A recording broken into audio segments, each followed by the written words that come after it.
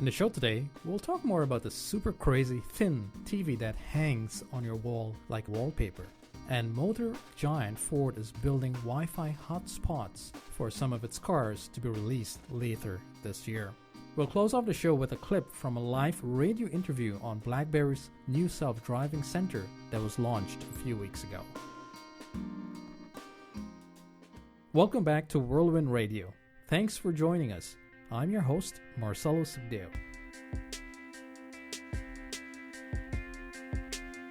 How thin would you like your TV to be? As thin as cardboard? LG has made that dream a reality.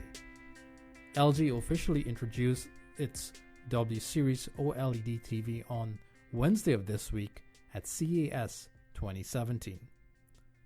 This TV was previously referred to as Wallpaper OLED, and you can just imagine why. At just over 2 millimeters thick, or should I say thin, the W-Series OLED TV from LG looks like a wallpaper hanging a picture on a wall design. The bezel is nearly non-existent, creating the effect of a picture hanging on your wall. Now wait a minute, you may be wondering, if a TV is that thin, where are the input ports? Well, technically, it does not have ports.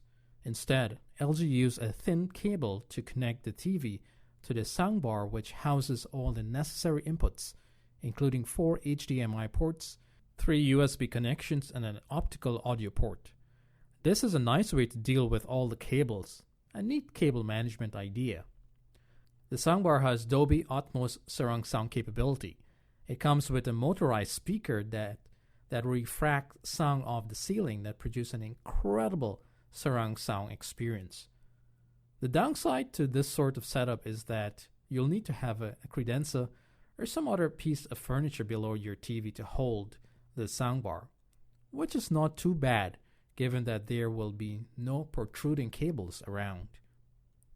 The W-Series is available in 65 and 77-inch options and can be mounted to a wall with a remarkable simple system of 2 keyhole-style locks at the top and magnets at the bottom to secure the TV flush against the wall with no gaps. LG says the 65-inch model weighs just 17 pounds. 17 pounds, while the 77-inch model is 27 pounds. So not only thin, but also light. Now, in case you're wondering, the reason why TVs can get so light these days is because of the OLED technology. This technology doesn't require the same backlighting as LCD sets. And also, by separating the TV's brains from the panel, allows LG to make a rather flat and beautiful screen that just hangs, and then of course having a soundbar below. Now the crucial question, what is the cost? At this time, LG has not disclosed the cost, but given last year's G series, which started at $4,999, I'm sure that the new models will cost a lot more. Another announcement coming out of CES 2017 is that Ford is planning to add built-in Wi-Fi hotspot to some of its models starting later this year. The in-car Wi-Fi hotspot will use AT&T's 4G LTE network for connectivity, and can support up to 10 devices at the same time. When the vehicle is parked, the Wi-Fi is accessible to about 50 feet away because of its external antenna, which improves the signal strength. The Sync Connect Wi-Fi hotspot users can monitor data usage, signal strength, and connected devices, plus block certain devices and change settings on its Sync 3 touchscreen. They can also use FordPass to view Wi-Fi data usage and to link to AT&T's account management portal. Now, new car buyers of vehicles with Wi-Fi hotspot, which will go on sale later this autumn, will get a trial subscription of 3 months or 3 gigabytes, whichever comes first, after which users will need to have a data plan. What companies like Ford are trying to do is to take advantage of technology embedded into vehicles to create new revenue streams. And by doing this, they are trying to open up new opportunities for their business rather than just relying on selling new vehicles. Now, if you are a Samsung Gear fan, then you'll be happy to hear that with this new service, you will be able to send messages through the Gear Auto Link app. A key feature of this is for those times when you find it so hard to find your vehicle in a crowded parking lot. I've been there many times. So after parking, drivers will receive a prompt on their smartwatch asking them if they would like to log their parking spot, like the level, their column, and other location details. Now, on their return to the vehicle, drivers can receive directions to get back to the parking spot using their smartwatch. Pretty nifty, I must say. Drivers can also use their smartwatch to stay alert by using the gear to set chimes and voice alerts, ranging from 3 to 20-minute intervals while on the road. Ford said that future versions of the app will vibrate the watch so as to add a new way to help to keep the driver alert.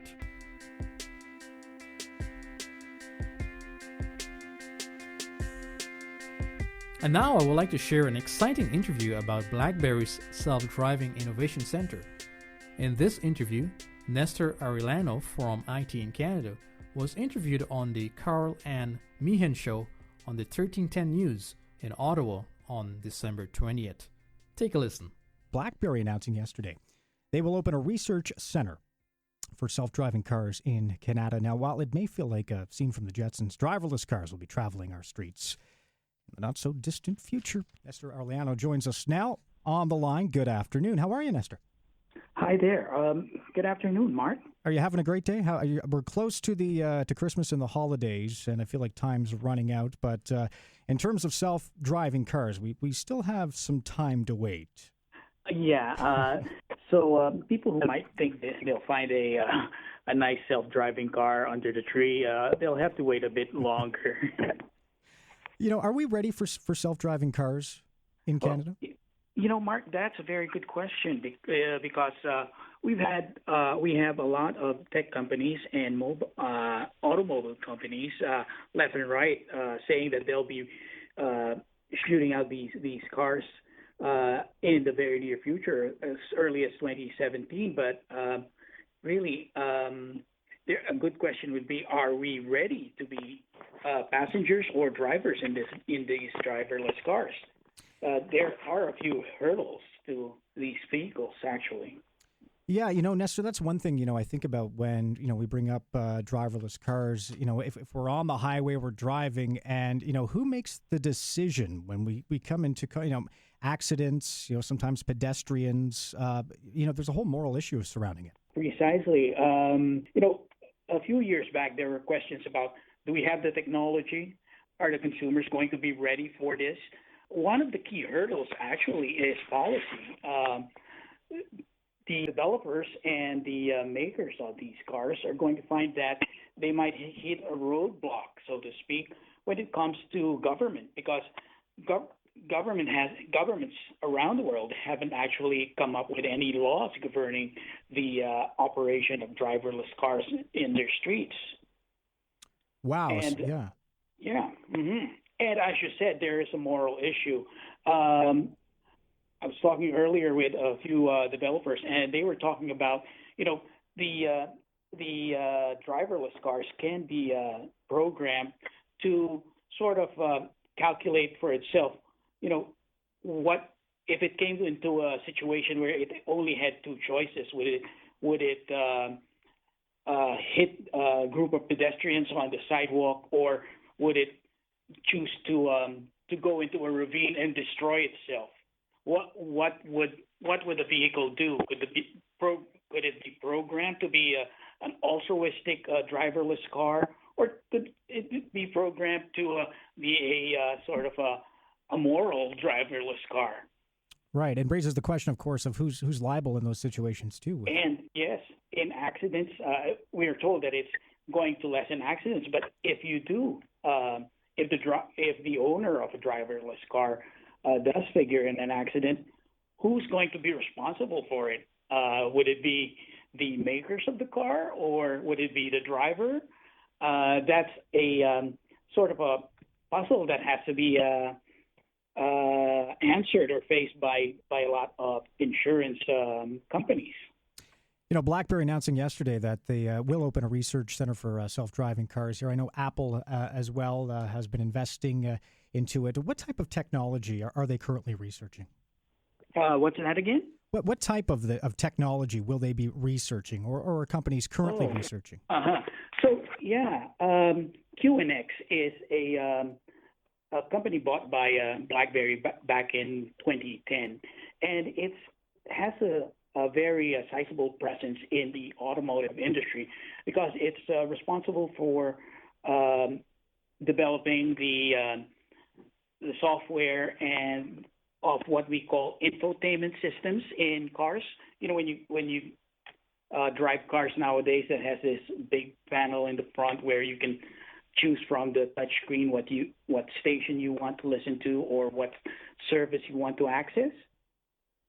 So QNX is responsible for that development, and now they partnered with a few more. They're partnering with a few more firms in developing something that would use their core technology, their core software, in developing controls for the car itself, so that people can maybe turn on a cruising setting wherein the driver doesn't need to have any input on the driving, but the car would literally drive itself. That's what they're heading for. So could we? I'm sure we'll see testing of this, but I'm sure different jurisdictions work differently. California, Ontario, I'm sure different road laws would apply for that if they were to do testing. But could we see that in the near future here in Ontario? Actually, there has been report that we might see some prototypes on the road by early 2017. Wow. But that is a prototype, of course, and that's one thing that the University of Waterloo and BlackBerry QNX would be involved in. A lot of the people in the auto industry, safety advocates, government officials, they believe that roads will actually, in highways, will be safer because of these autonomous vehicles. Because I think that what they're saying is it will eliminate driver error. Mm-hmm. So, and that causes a lot of accidents. Yeah. Well, I guess that's what they're hoping for. But as you know, as you say, probably the truth of the pudding is in the eating. I guess we'll have to see about that. At the moment, there's still a lot of kinks, I think, that has to be worked out in the operating systems and in a lot of the technology involved in driverless cars. But that is what people are hoping, to bring down the number of road accidents. Right. And when they're just getting back to the testing for a second, too, I believe that when they are testing the vehicles, they will have somebody in the driver's seat just in case something. Yeah. I think there are still some laws that require a person to be in the driver's seat to sort of take over if something happens, right? Now, will we ever see in the future, I don't know how many years we're talking here, but cars that actually don't require anyone at the wheel? That's a tricky question because a lot of companies are saying 2017, 2025 will be coming out with something that you don't really need the driver to hold on the steering wheel, right? But as I said, it will be a lot will depend also on the lawmakers and to a certain extent consumer acceptance of this technology. Well, we're just going to have to wait and see, but at least we're seeing now some, money being put into this technology, creating some jobs, and a huge amount of money, Mark. A a lot of companies are putting in billions of dollars into their research, and there's been some some analyst groups that are predicting that the whole autonomous car market will be worth somewhere upwards of $42 billion by 2025.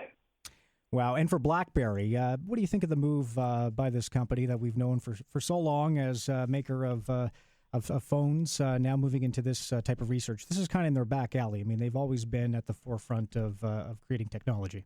So we're Canadian, so we're all keeping our fingers crossed. I guess maybe this will be the savior that our once tech darling had, that will bring it back. The company has had such a wrenching transformation in the last few years, and they're going all in on this because it's part of their shift from being a smartphone hardware company to a software and service company. It's their big hope that it's going to be a game changer for them, make them perhaps one of the leaders again in the tech world. That was Nestor Arellano talking about the exciting things we can look forward to on self-driving cars. He was on the Carol Ann Meehan Show. Thanks to 1310 News for sharing that clip with us. From all of us here at Whirlwind Radio, this is Marcelo Sugdeo saying stay safe in the technology whirlwind.